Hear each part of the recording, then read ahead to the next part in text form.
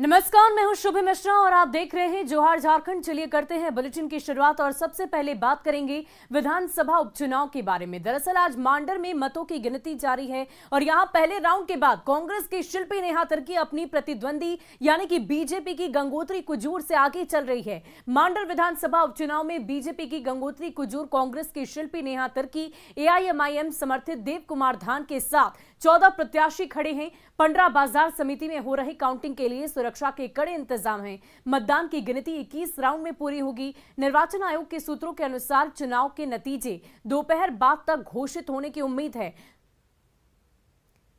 तो बता दें कि मांडर उपचुनाव को लेकर आज काउंटिंग की जा रही है। 23 जून को सभी ने अपने मताधिकार का प्रयोग किया था और इस उपचुनाव में बीजेपी की गंगोत्री कुजूर और कांग्रेस की शिल्पी नेहा तिर्की के बीच में मुख्य तौर पर मुकाबला है।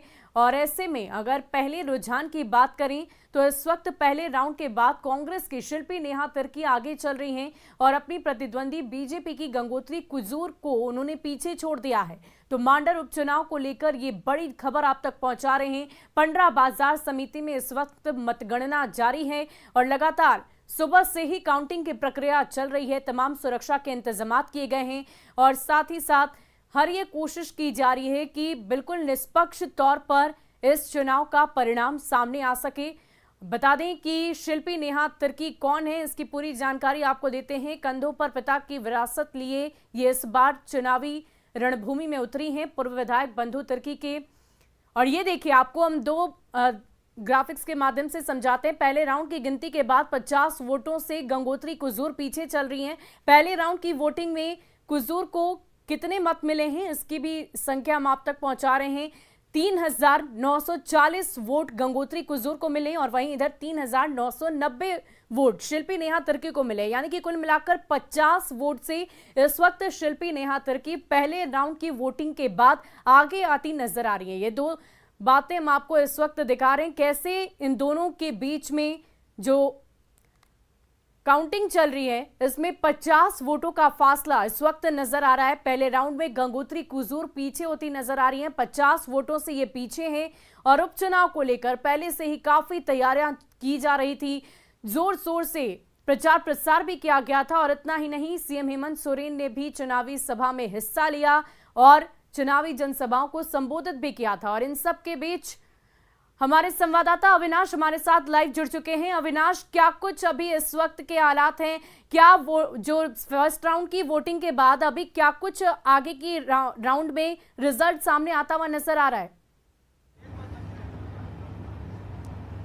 देखिए, इस वक्त जो फर्स्ट राउंड की गिनती समाप्त हुई है उसके बाद 50 मतों का अंतर है। कांग्रेस उम्मीदवार ने शिल्पी नेहा तिर्की आगे हैं और जो अंदर से सूचना आ रही है दूसरे राउंड की भी काउंटिंग पूरी हो चुकी है। अब थोड़ी देर में ही किसे कितना वोट मिला है ये बात सामने आ जाएगी। तीसरे राउंड की गिनती शुरू हो चुकी है। तो जो शुरुआती में हमने कहा था कि थोड़ी लेट से विलंब से काउंटिंग शुरू हुई थी और उसकी वजह से जो रुझान है वो देर से आने शुरू हुए हैं, लेकिन जो शुरुआती रुझान है अगर आप देखें जिस प्रखंड से इसकी शुरुआत हुई है चान्हो प्रखंड है और चान्हो प्रखंड के बारे में मैं बताना चाहूँगा कि इस इलाके में बीजेपी और कांग्रेस के बीच जबरदस्त टक्कर होनी पहले से तय मानी जा रही है, क्योंकि पिछले बार भी जब बंधु तिर्की चुनाव जीते थे तो इस चान्हो प्रखंड से लगभग 3000 वोट का उन्हें लीड मिला था। जरूर वो लीड में थे, लेकिन इस वक्त जो तस्वीरें आ रही है वो पिछली बार की तरह ही हम कहें तो उसके आसपास ही दिखाई दे रही है जो पहले राउंड की गिनती खत्म हुई है। दूसरे राउंड के जो आंकड़े आएंगे उससे ये सारी चीजें स्पष्ट हो जाएंगी। यह भी अनुमान लगाया जा रहा है कि अभी अगले 4 राउंड तक, अगर हम कहें 3 से 4 राउंड तक, ये आंकड़े जो है या फासला जो है वो कम बेसी थोड़ा होता हुआ नजर आएगा, क्योंकि ये जो इलाका है ये पूरी तरह से बीजेपी और कांग्रेस दोनों के लिए कांटे के टक्कर वाला इलाका है। इसके बाद ये देखना होगा, क्योंकि 4 से 5 राउंड के बाद जब मांडर प्रखंड की शुरुआत होगी काउंटिंग, वहां से कांग्रेस को बहुत उम्मीद है और कांग्रेस ये मान के चल रही है कि वहां से एक अच्छी खासी लीड मिल सकती है। लेकिन अभी दूसरे राउंड की काउंटिंग का इंतजार करते हैं, उसका परिणाम का इंतजार करते हैं कि कितना आया है, क्योंकि तीसरे राउंड का जो ईवीएम था अब से कुछ देर पहले ही अंदर जा चुका है और अब से कुछ देर के बाद दूसरे राउंड के रुझान सामने आ जाएंगे। एक और बात मैं यहाँ बताना चाहूंगा कि जो निर्दलीय उम्मीदवार हैं देव कुमार धान, अगर उनके वोट को अगर आप देखें जिसको एआईएमआईएम का समर्थन भी है, तो जहां बीजेपी और कांग्रेस 4000 के लमसम में है, 3940 और 3990। वहीं देव कुमार धान को 1585 वोट मिले हैं। तो ये आपको अब ये मार्केबल है, इसको देखना होगा कि ये अगर बहुत ज़्यादा ऊपर की ओर जाते हैं, इनके वोट में ज़्यादा इजाफा होता है, तो ये सीधे तौर पर कांग्रेस उम्मीदवार के लिए नुकसानदेह हो सकता है। ये पहले से तय माना जा रहा है, लेकिन ये तब पता चलेगा जब सेकंड राउंड की गिनती के आंकड़े सामने आ जाएंगे। अविनाश, वहां पर सुरक्षा के क्या कुछ इंतजाम किए गए हैं, क्योंकि पहले से ही तैयारियां चल रही थी उपचुनाव को लेकर? नहीं, सुरक्षा के इंतजाम किए गए हैं। अगर हम पीछे की ओर दिखाना चाहेंगे अपने कैमरामैन से कि किस तरह से, चाहे वो सामने के भी अगर हम तस्वीर को देखें, मेरे ठीक पीछे जहां पर स्ट्रांग रूम है, स्ट्रांग रूम के ठीक बगल से इसी रास्ते से अंदर जो 3 हॉल बनाए गए हैं वहां तक ईवीएम को ले जाया जा रहा है। 3 हॉल में 7-7 टेबल लगाए गए हैं। हमने पहले ही कहा कि किस राउंड की काउंटिंग होनी है, 21 टेबल है, तो उसके हिसाब से कहीं से भी किसी को भी अंदर जाने की अनुमति नहीं है। ये जो आप सामने बैरिकेडिंग देख रही हैं, इसके अंदर कोई भी नहीं जा सकता है। मीडिया हो या दूसरे जो कर्मचारी हैं जो इस काउंटिंग के लिए पहले से जिनकी ड्यूटी लगी है वो जरूर जाएंगे, लेकिन दूसरे लोग इसके अंदर नहीं जा सकते। बहुत बहुत शुक्रिया अविनाश, हमारे साथ जुड़ने के लिए। आप नजर बनाए रखें, पल पल की अपडेट हम अपने दर्शकों तक जरूर पहुंचाएंगे।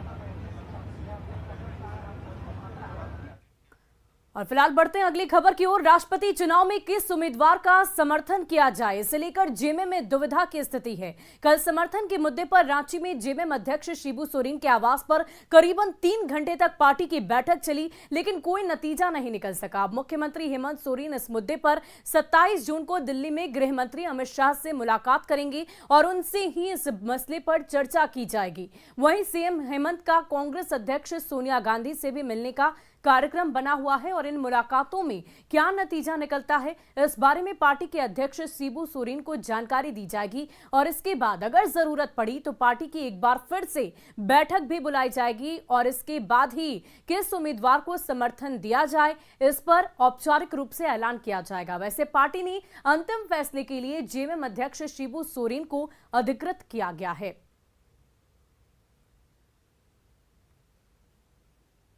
हुई अभी निर्णय नहीं हुआ है, अभी जस्ट चर्चा, दोनों बार चर्चा हुई है सभी स्थितियों पर। उसके बाद अभी तक तय नहीं हुआ। मुख्यमंत्री जी एक बार फिर बैठेंगे सबके साथ। द्रौपदी मुर्मू को लेकर आप लोग की राय क्या है? देखिए, वो ट्राइबल लेडी है, सही बात है, झारखंड संथाल हैं और जसवंत सिन्हा जी भी लोकल हैं, इसलिए तमाम बातों पर आपस में चर्चा हुई है, लेकिन अभी उसका निर्णय नहीं हुआ कि हम किधर जाएंगे। अभी समय है, समय उचित निर्णय लिए जाएंगे जो इस राज्य हित में भी होंगे और देश हित में भी होंगे। और एनडीए की ओर से राष्ट्रपति पद की उम्मीदवार